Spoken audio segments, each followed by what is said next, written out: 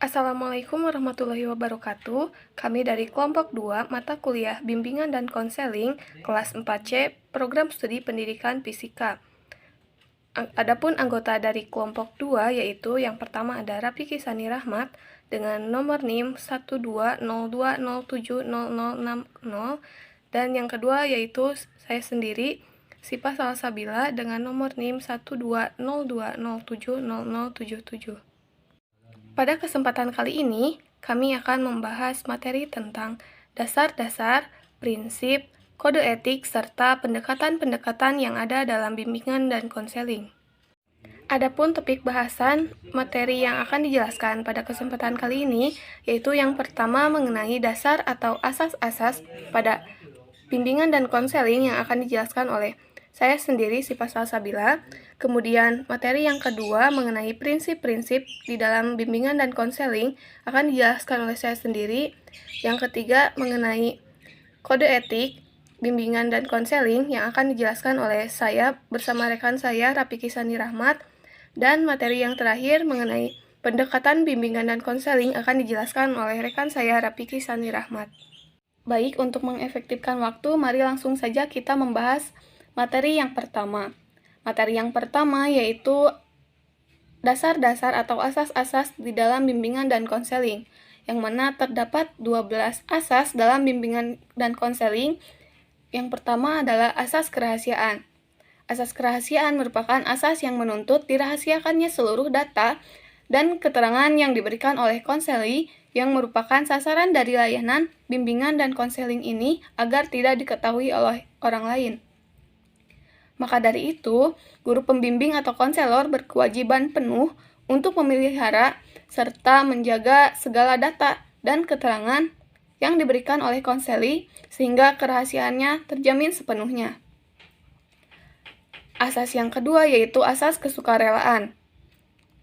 Asas kesukarelaan merupakan asas yang menghendaki adanya rasa kesukaan serta kerelaan peserta didik sebagai konseli untuk mengikuti dan menjalankan pelayanan bimbingan dan yang dibutuhkannya. Asas yang ketiga yaitu asas keterbukaan.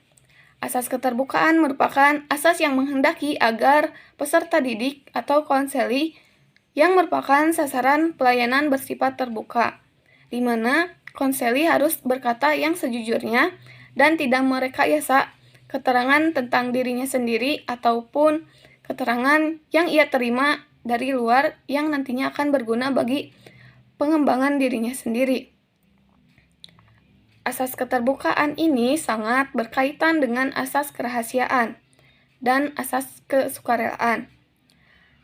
Agar konseli dapat memberikan keterangan secara terbuka, maka konselor harus terlebih dahulu melakukan pendekatan secara verbal untuk mengajak konseli yang memberikan keterangan yang sebenarnya, dan konselor juga harus bersikap terbuka terlebih dahulu dan tidak berpura-pura.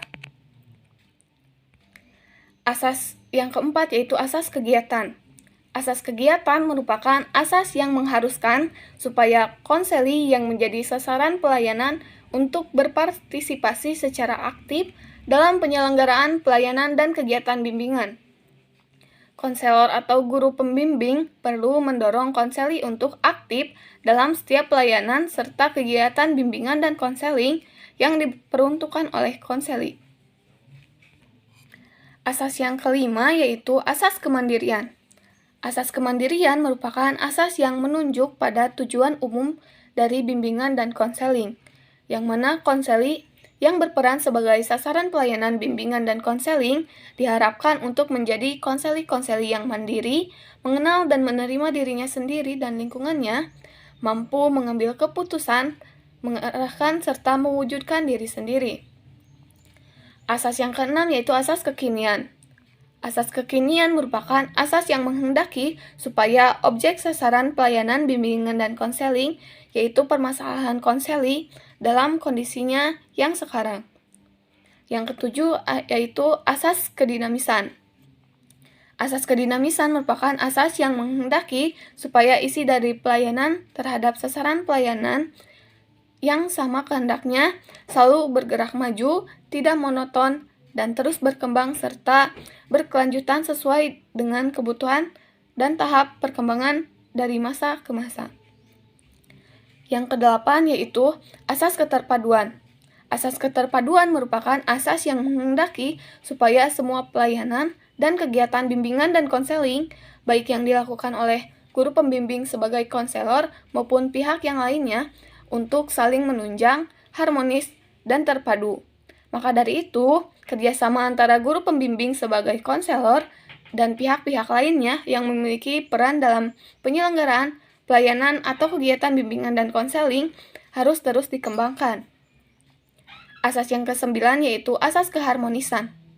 Asas keharmonisan merupakan asas yang menghendaki supaya semua pelayanan dan kegiatan bimbingan dan konseling dilandasi pada hubungan yang harmonis serta tidak bertentangan dengan nilai dan norma yang ada, yaitu nilai dan norma agama, hukum dan peraturan, adat dan istiadat, ilmu pengetahuan, dan kebiasaan yang berlaku dalam daerah tersebut. Jika pelayanan atau kegiatan bimbingan dan konseling tidak dijalankan sesuai dengan nilai dan norma tersebut, maka isi dan pelaksanaannya tidak akan bisa dipertanggungjawabkan. Maka dari itu, pelayanan serta kegiatan bimbingan dan konseling harus dapat meningkatkan kemampuan peserta didik dalam memahami, menghayati, dan mengamalkan nilai serta norma-norma tersebut. Asas yang ke-10 yaitu asas keahlian. Asas keahlian merupakan asas bimbingan dan konseling yang menghendaki supaya pelayanan dan kegiatan bimbingan dan konseling dapat diselenggarakan atas dasar kaidah-kaidah profesional. Maka dari itu, pelaksanaan kegiatan dan pelayanan bimbingan dan konseling hendaknya merupakan tenaga profesional yang benar-benar ahli dalam bidang bimbingan dan konseling. Asas yang ke-11 yaitu asas alih tangan kasus. Asas alih tangan kasus merupakan asas yang menghendaki supaya pihak-pihak terkait yang belum mampu untuk menyelenggarakan pelayanan bimbingan dan konseling untuk secara tepat dan tuntas terhadap sebuah permasalahan yang dialami oleh konseli untuk mengalih tangankan kasus dan permasalahan itu kepada pihak yang lebih ahli di bidangnya. Guru pembimbing sebagai konselor dapat menerima alih tangan kasus tersebut dari orang tua, guru-guru, atau ahli lain, begitupun sebaliknya. Asas yang ke-12 yaitu asas tuturi handayani. Asas tuturi handayani merupakan asas yang menghendaki supaya pelayanan bimbingan dan konseling secara keseluruhan dapat menciptakan suasana yang mengayomi atau memberikan rasa aman, mengembangkan keteladanan, memberikan rangsangan dan dorongan, juga memberikan kesempatan yang seluas-luasnya kepada konseli untuk maju. Maka dari itu, semua layanan serta kegiatan bimbingan dan konseling yang diselenggarakan seharusnya disertai dan sekaligus membangun suasana pengayoman, keteladanan, dan dorongan bagi peserta didik atau konseli. Materi selanjutnya yaitu prinsip-prinsip bimbingan dan konseling.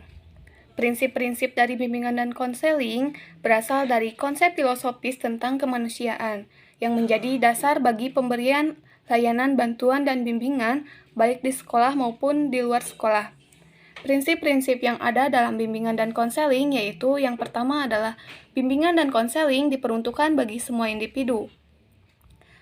Dalam prinsip ini berarti bahwa bimbingan dan konseling diberikan kepada semua individu atau peserta didik, baik yang bermasalah maupun yang tidak bermasalah. Yang kedua yaitu bimbingan dan konseling bersifat individu.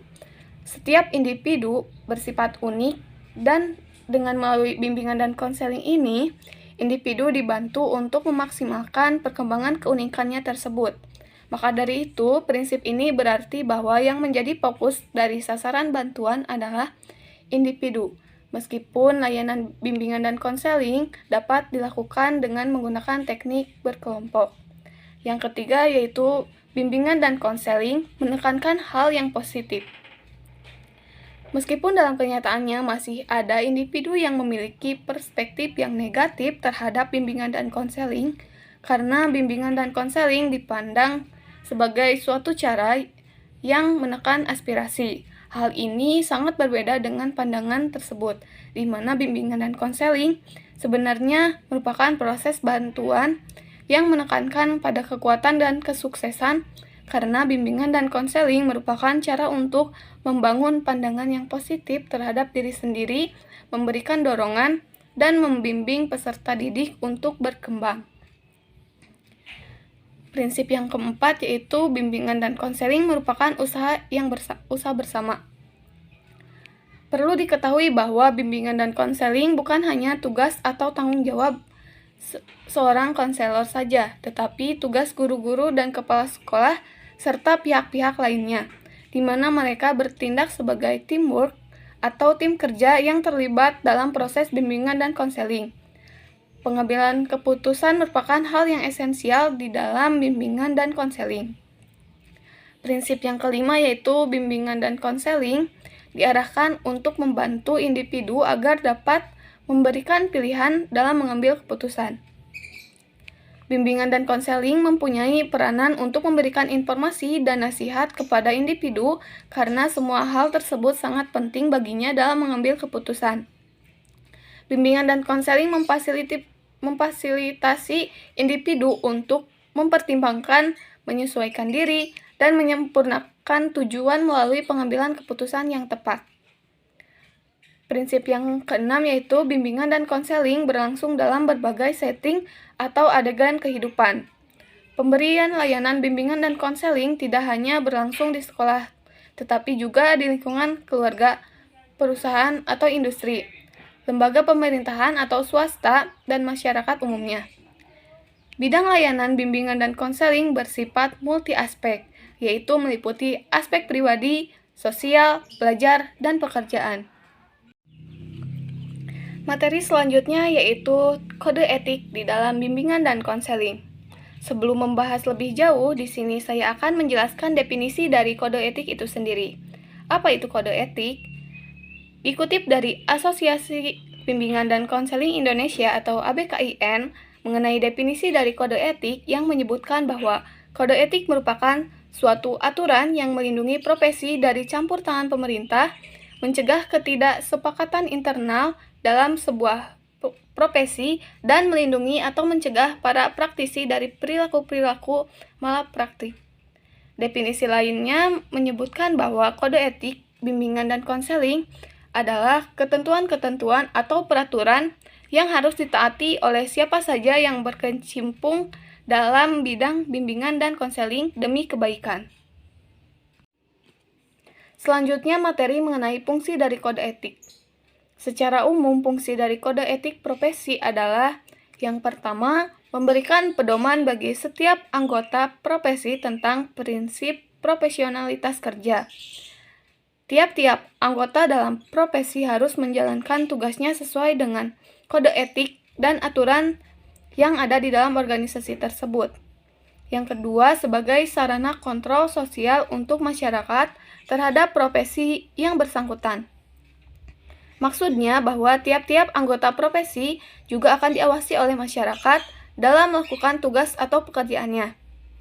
Yang ketiga, mencegah terjadinya campur tangan dari pihak di luar organisasi profesi mengenai hubungan etika dalam keanggotaan profesi. Maksudnya, untuk mencegah terjadinya intervensi dari pihak lain maupun pihak luar yang tidak memiliki kepentingan untuk masuk ke dalam organisasi, karena dikhawatirkan akan merusak tatanan yang sudah ada. Baik, untuk materi mengenai kode etik selanjutnya akan dijelaskan oleh rekan saya, Rafiki Sani Rahmat. Baik, materi selanjutnya yaitu ada kode etik bimbingan dan konseling. Kode etik bimbingan dan konseling merujuk pada keputusan Pengurus Besar Asosiasi Bimbingan dan Konseling Indonesia atau PBA-BKIN nomor 10 tahun 2006 tentang penetapan kode etik profesi bimbingan dan konseling. Adapun kode etik bimbingan dan konseling berdasarkan keputusan PBA-BKIN adalah sebagai berikut. Yang pertama yaitu kualifikasi konselor dalam nilai, sikap, keterampilan, pengetahuan, dan wawasan. Isinya ada konselor wajib untuk terus-menerus mengembangkan dan menguasai dirinya, konselor wajib memperhatikan sifat-sifat sederhana, rendah hati, sabar, menepati janji, dapat dipercaya, jujur, tertib, dan hormat. Lalu ada konselor wajib memiliki rasa tanggung jawab terhadap saran maupun peringatan yang diberikan kepadanya, khususnya dari rekan-rekan seprofesi dalam hubungannya dalam melaksanakan ketentuan tingkah laku profesional sebagaimana diatur dalam kode etik ini. Lalu ada konselor wajib mengutamakan mutu kerja setinggi mungkin dan tidak mengutamakan kepentingan pribadi, termasuk keuntungan material, finansial, dan popularitas. Yang terakhir ada konselor wajib memiliki keterampilan menggunakan teknik dan prosedur khusus yang dikembangkan dan atas dasar wawasan yang luas dan kaidah-kaidah ilmiah. Yang kedua yaitu penyimpanan dan penggunaan informasi. Yang berisi yang pertama catatan tentang diri klien yang meliputi data hasil wawancara, testing, surat menyurat, perekaman, dan data lain. Semuanya merupakan informasi yang bersifat rahasia dan hanya boleh digunakan untuk kepentingan klien. Lalu ada penyampaian informasi klien kepada keluarga atau kepada anggota profesi lain membutuhkan persetujuan klien. Lalu penggunaan informasi tentang klien dengan anggota profesi yang sama atau yang lain dapat dibenarkan, asalkan untuk kepentingan klien dan tidak merugikan klien. Keterangan mengenai informasi profesional hanya boleh diberikan kepada orang yang berwenang menafsirkan dan menggunakannya. Lalu yang ketiga ada hubungan dengan pemberian pada pelayanan. Isinya ada konselor wajib menangani klien selama ada kesempatan dalam hubungan antara klien dengan konselor. Lalu klien sepenuhnya berhak mengakhiri hubungan dengan konselor meskipun proses konseling belum mencapai suatu hal yang konkret. Lalu yang keempat ada hubungan dengan klien, yaitu konselor wajib menghormati harkat, martabat, dan integritas dan keyakinan klien. Konselor wajib menempatkan kepentingan kliennya di atas kepentingan pribadinya. Dalam melakukan tugasnya, konselor tidak mengadakan pembedaan klien atas dasar suku, bangsa, warna kulit, agama, dan status sosial ekonomi. Lalu, konselor tidak akan memaksa untuk memberikan bantuan kepada seorang tanpa izin dari orang yang bersangkutan. Konselor wajib memberikan bantuan kepada siapapun, lebih-lebih dalam keadaan darurat atau banyak orang yang menghendaki. Konselor wajib memberikan pelayanan hingga tuntas sepanjang dikehendaki oleh klien. Konselor wajib menjelaskan kepada klien sifat hubungan yang sedang dibina dan batas-batas tanggung jawab masing-masing dalam hubungan profesional. Konselor wajib mengutamakan perhatian kepada klien. Apabila timbul masalah dalam kasus ini, maka wajib diperhatikan kepentingan pihak-pihak yang terlibat dan juga tuntutan profesi sebagai konselor. Lalu yang terakhir, konselor tidak bisa memberikan bantuan kepada sanak sekeluarga, teman-teman karibnya sepanjang hubungannya profesional. Yang kelima ada konsultasi dengan rekan sejawat. Dalam rangka pemberian pelayanan kepada seorang klien, kalau konselor merasa ragu-ragu tentang suatu hal, maka ia wajib berkonsultasi dengan sejawat selingkungan profesi. Untuk hal itu, ia harus mendapatkan izin terlebih dahulu dari kliennya. 6. Alih tangan kasus. Alih tangan kasus adalah kode etik yang menghendaki agar pihak-pihak yang tidak mampu menyelenggarakan layanan bimbingan dan konseling secara tepat dan tuntas terhadap suatu permasalahan peserta didik atau konseli kiranya dapat mengalih tangankan kepada pihak yang lebih ahli. Sebelumnya telah dijelaskan ada banyak sekali kode etik profesi bimbingan dan konseling. Dan selanjutnya yaitu akan disebutkan kasus pelanggaran etika profesi bimbingan dan konseling. Yang pertama itu terhadap konseli. Ada menyebarkan atau membuka rahasia konseli kepada orang yang tidak terkait dengan kepentingan konseli. Melakukan perbuatan asusila seperti pelecehan seksual, penistaan agama, dan rasialis. Lalu melakukan tindakan kekerasan baik secara fisik maupun psikologis terhadap konseli. Lalu kesalahan dalam melakukan praktik profesional, prosedur, teknik, evaluasi, dan tindak lanjut. Lalu ada terhadap organisasi profesi, tidak mengikuti kebijakan dan aturan yang telah ditetapkan oleh organisasi profesi dan mencemarkan nama baik profesi, baik menggunakan organisasi profesi untuk kepentingan pribadi dan ataupun untuk kepentingan kelompok. Lalu yang ketiga, ada terhadap rekan sejawat dan profesi lain yang terkait. Ini ada melakukan tindakan yang menimbulkan konflik seperti penghinaan, menolak untuk bekerja sama, dan sifat arogan. Lalu melakukan referral kepada pihak yang tidak memiliki keahlian yang sesuai dengan masalah konseli. Sebagai antisipasi supaya tidak terjadi pelanggaran etika profesi bimbingan dan konseling seperti di atas, maka konselor wajib mematuhi kode etik profesi bimbingan dan konseling. Jika terjadi sebuah pelanggaran terhadap kode etik profesi bimbingan dan konseling, maka kepadanya akan diberikan hukuman atau sanksi sebagai berikut. Yang pertama yaitu memberikan teguran secara lisan dan tertulis, lalu memberikan peringatan keras secara tertulis, setelah itu pencabutan keanggotaan ABKIN, lalu pencabutan lisensi, dan yang terakhir apabila terkait dengan permasalahan hukum dan kriminal maka akan diserahkan kepada pihak berwajib yang lebih berwenang menangani kasus ini. Jika terjadi pelanggaran yang seperti telah dijelaskan di atas, maka sistematika serta mekanisme penerapan sanksi yang dilakukan adalah sebagai berikut. Yang pertama akan mendapatkan pengaduan dan informasi dari konseli dan atau masyarakat. Lalu pengaduan disampaikan kepada Dewan Kode Etik di tingkat daerah. Dan apabila pelanggaran yang dilakukan masih relatif ringan, maka penyelesaiannya dilakukan oleh Dewan Kode Etik di tingkat daerah. Pemanggilan konselor yang bersangkutan untuk verifikasi data yang disampaikan oleh konseli dan atau masyarakat.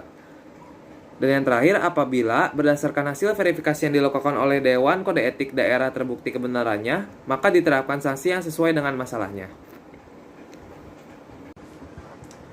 Baik, materi selanjutnya yaitu pendekatan bimbingan dan konseling. Terdapat beberapa pendekatan bimbingan konseling yang dapat digunakan konselor dalam memberikan layanan konseling individual dan kelompok kepada konseli.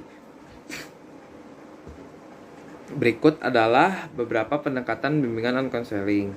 Yang pertama yaitu psikoanalis. Psikoanalis merupakan ancaman konseling yang dikembangkan oleh Sigmund Freud sejak akhir abad ke-19 sampai dekade awal ke-20.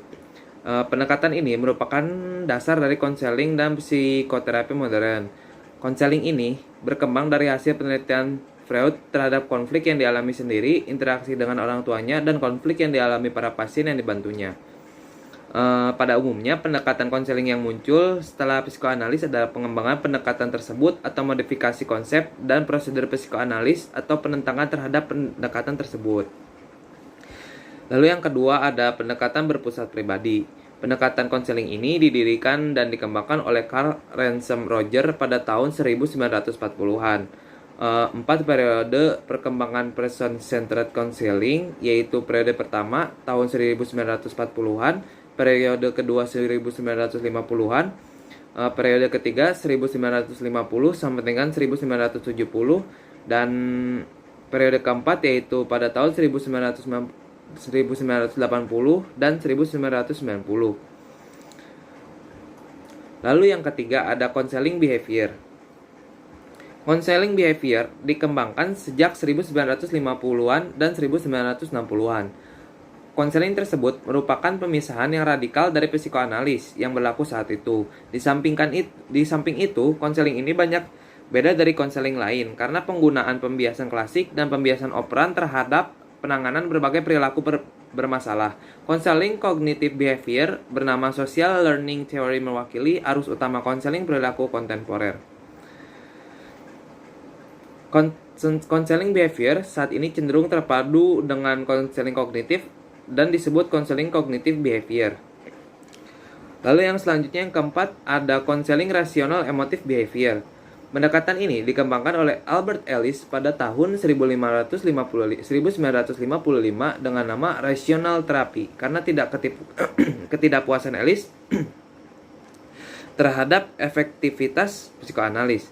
Awalnya, Ellis mengembangkan pendekatannya dengan menghubungkan konseling humanistik, filosofis, dan behavior. Pada tahun 1961, Ellis mengubah nama pendekatannya menjadi Rational Emotive Therapy (RET) dan pada tahun 1993 mengubah nama RET menjadi Rational Emotive Behavior Therapy. Pendekatan ini banyak dipengaruhi oleh filsafat Yunani kuno, terutama filosof Stoik, khususnya Epictetus yang menyatakan Manusia terganggu bukan oleh peristiwa yang dihadapi, melainkan oleh pandangan yang dimiliki berkaitan dengan peristiwa tersebut. Di samping itu, pendekatan tersebut dipengaruhi oleh Adler yang berpandangan bahwa reaksi emosi dan gaya hidup manusia berkaitan dengan keyakinan dasar, karena itu bersifat kognitif. Lalu yang kelima, ada konseling realitas. Konseling realitas, pendekatan ini merupakan pendekatan yang dikembangkan oleh William Glasser dengan nama reality therapy atau terapi realitas sejak tahun 1950-an dan 60-an. Dalam penggunaannya, ancaman konseling realitas dapat digunakan untuk membantu konseli dengan beragam masalah psikologis, dari masalah emosional yang sifatnya ringan hingga masalah emosional yang berat. Demikian pula, ancaman tersebut berguna bagi penanganan gangguan perilaku pada orang-orang yang sudah lanjut usia dan anak-anak dan masalah-masalah yang berhubungan dengan kecanduan alkohol dan obat-obatan. Yang keenam ada konseling ringkas berfokus solusi. Konseling ringkas berfokus solusi atau KRBS berasal dari Solution Focused Brief Counseling atau SFBC yang merupakan salah satu model konseling postmodern yang paling penting. Model KRBS tersebut banyak digunakan pada era para konseli dan lembaga-lembaga pemberian bantuan psikologis menuntut layanan konseling yang singkat dan efektif.